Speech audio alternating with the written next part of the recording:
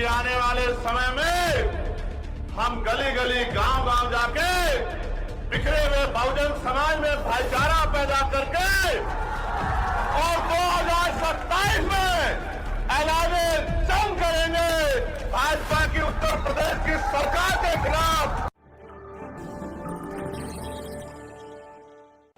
संपूर्ण आजादी नहीं थी, संपूर्ण अवसर नहीं थे। तमाम तरह की पाबंदियां, तमाम तरह के अवरोध लगा के उनकी तरक्की को रोका गया था। यहां तक कि स्वाभिमान सम्मान का जीवन जीने का अधिकार भी उनको नहीं था। कुर्सी में बैठने का अधिकार तो बहुत दूर की बात है।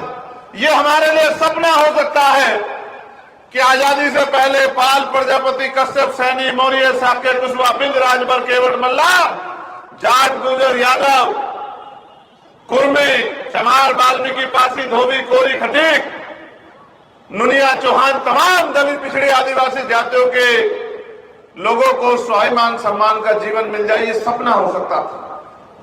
कुर्सी पे बैठ जाओ तो बहुत दूर की बात। हमें धार्मिक स्थलों पर जाने की आजादी नहीं थी, स्कूलों में जाने की आजादी नहीं थी, शिक्षा ग्रहण करने की आजादी नहीं थी, युद्ध क्षेत्र में कौशल दिखाने की आजादी नहीं थी।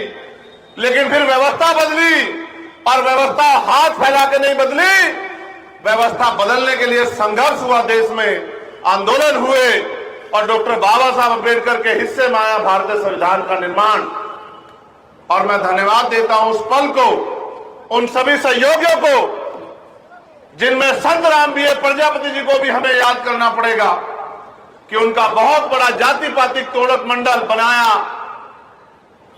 और बाबा साहब अम्बेडकर जब उस सभा में नहीं बोल पाए तो उन्होंने किताब लिखी एनिहिलेशन ऑफ कास्ट, जाति का विनाश, उनका भी योगदान है। तो महसूस कीजिए, इतने अंधेरे में उजाले की किरण 26 जनवरी 1950 को हमारे जीवन में आई और यह तय हुआ कि रानी का बेटा राजा नहीं बनेगा, राजा वो बनेगा जिसको जनता बैलेट से वोट देके भेजेगी। मैं मेरी मातृशक्ति का भी धन्यवाद करता हूं जो हजारों की संख्या में यहां उपस्थित है। मातृशक्ति है तो जीवन है और हम तो ऋणी हैं। आप जैसी मां ने हमें जन्म दिया, अगर ये मां ना होती तो हमारे जीवन में हमारा जीवन नहीं होता, हमारा छोड़िए किसी पुरुष का जीवन नहीं होता। मैं मातृशक्ति का भी धन्यवाद देता हूं। ये लोकतंत्र है,